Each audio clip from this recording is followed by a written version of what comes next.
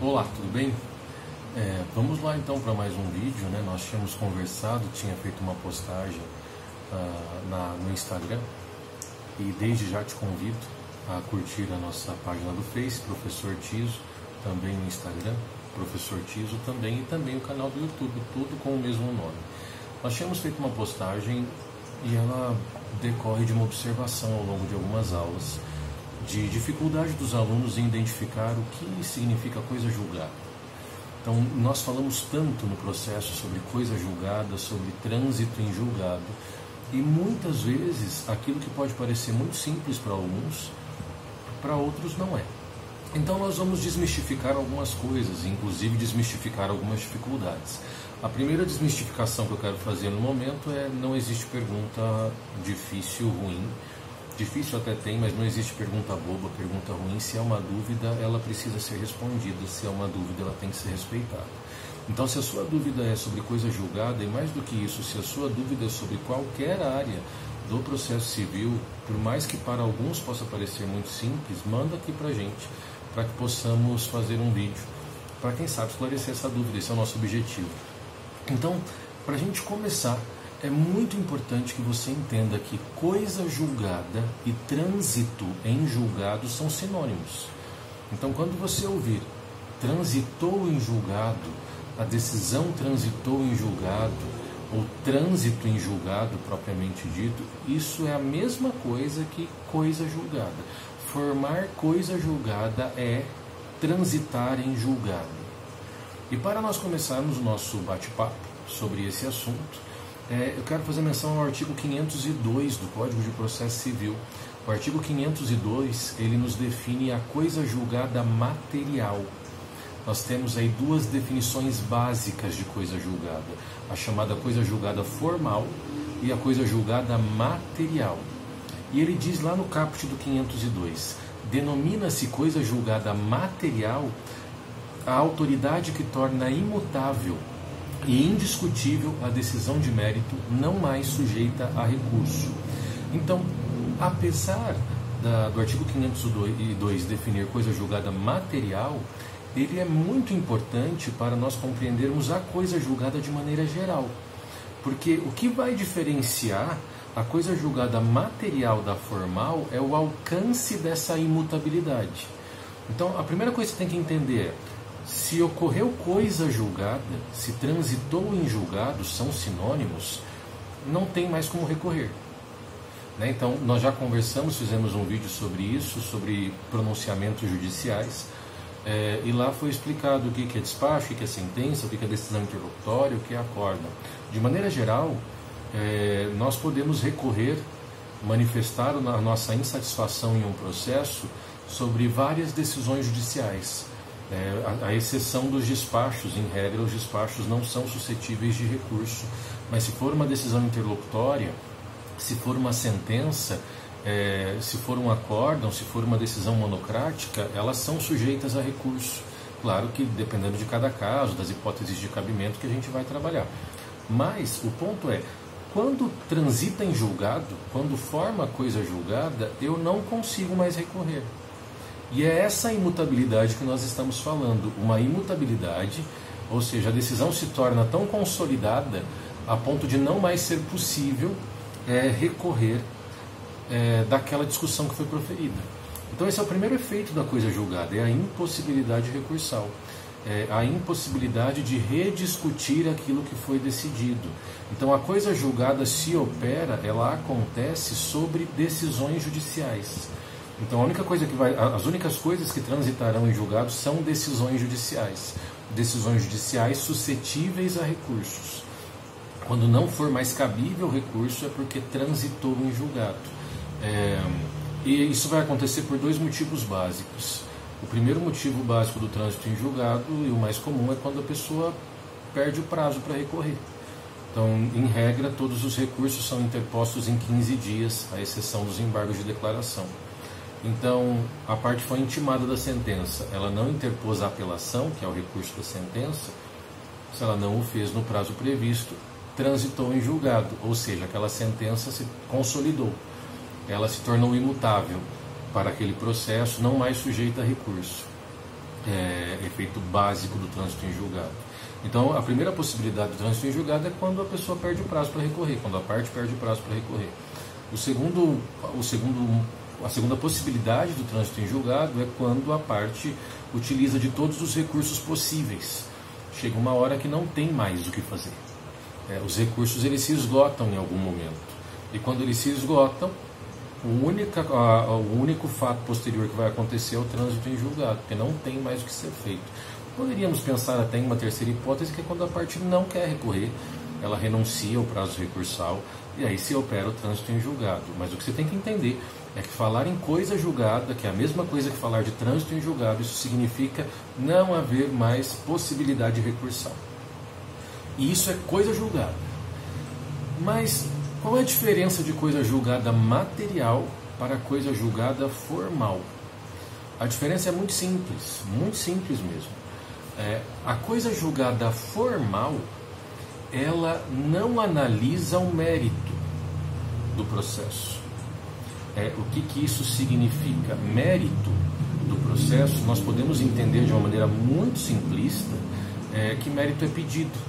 Mérito é aquilo que a parte efetivamente deseja ou busca por meio da ação. Então o juiz ele pode julgar o processo analisando o mérito, analisando o pedido da parte, dizendo que concorda, julgando procedente, ou discordando, julgando improcedente, ou não analisando o mérito. E aí o processo acaba sendo extinto por algumas irregularidades. Quando o juiz julga o processo ou decide alguma coisa no processo, profere ali uma decisão, e dessa decisão não há mais suscetibilidade recursal, e não foi analisado o mérito, não foi analisado o pedido, aí nós temos a coisa julgada formal. Então, o exemplo de coisa julgada formal estão no artigo 485. E o 485 diz: o juiz não resolverá o mérito. O que isso significa? O juiz não analisará o pedido. Não analisará o pedido. Você pode interpretar dessa forma.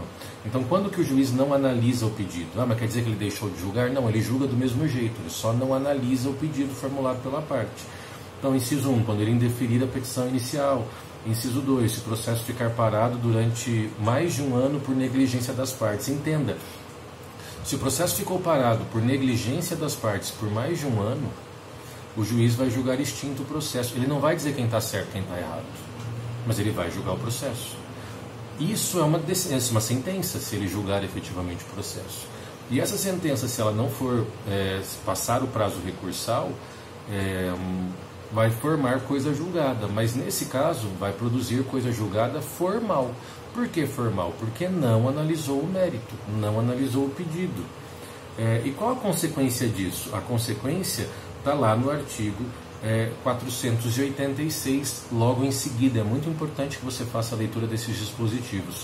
O pronunciamento judicial que não resolve o mérito, ou seja, que não analisa o pedido, não obsta, ou seja, não impede que a parte proponha uma nova ação. O que eu quero dizer com isso? Que quando eu tenho coisa julgada formal, a imutabilidade daquela decisão ela é só para aquele processo, porque a parte pode ingressar novamente com uma outra ação, uma nova ação, porque o seu pedido, o mérito, aquilo que a pessoa está buscando ainda não foi decidido. Diferentemente será diante da coisa julgada material. As hipóteses de coisa julgada material estão elencadas no 487. E olha o que diz o caput: haverá resolução de mérito, ou seja, haverá análise do pedido. Quando? Inciso 1. O juiz acolher ou rejeitar o pedido formulado na ação ou na reconvenção. Ou seja, se o juiz analisa o mérito, se o juiz analisa o pedido, ele julga com resolução de mérito. E se ele julga com resolução de mérito, produz-se coisa julgada material, quando não for mais possível rediscutir aquilo. Então, a sentença foi proferida, teremos o prazo recursal de 15 dias, não foi interposto recurso, passou-se o prazo recursal, ninguém questionou nada, não precisou de um novo julgamento. A sentença foi consolidada. E aí o que eu tenho que analisar? Essa sentença, ela analisou o mérito? Se ela analisou o mérito, ela analisou os pedidos, temos coisa julgada material. Se ela não analisou o mérito, ela não analisou os pedidos, teremos coisa julgada formal. Uma dica para você lembrar, método simples para gravar, lembra que mérito começa com M de material. Então, quando tem análise de mérito, nós temos coisa julgada material. E lembra também, de uma maneira muito simples, sem aprofundar aqui as discussões teóricas e doutrinárias sobre isso, mérito, podemos pensar como sendo o pedido, aquilo que as partes efetivamente estão buscando.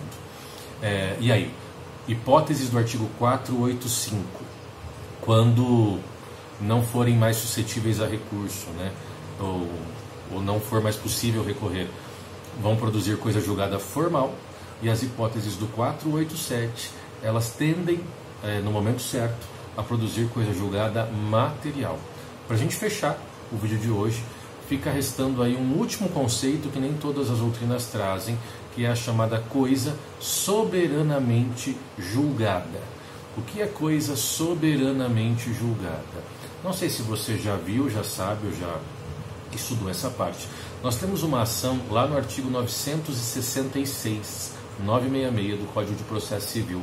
É a chamada ação rescisória. E a ação rescisória, ela tem por objetivo atacar a coisa julgada. Então, nossa, mas a coisa julgada não é imutável? Sim. A coisa julgada, a ideia é que ela seja imutável. Lembrando que a coisa julgada formal, ela é imutável para aquele processo, porque a parte pode entrar de novo com a mesma ação. Na material, ela é imutável também para fora do processo. Então, a parte não pode ingressar de novo com uma nova ação, porque o mérito foi julgado, o pedido foi analisado. Mas a rescisória apresenta um regime excepcional.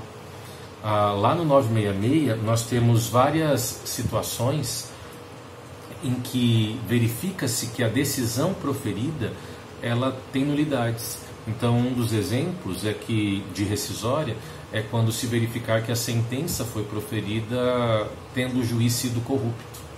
Então, se o juiz foi corrupto, a sentença por ele proferida, ela é passível de rescisão, ela pode ser rescindida, e o meio para isso é a chamada ação rescisória.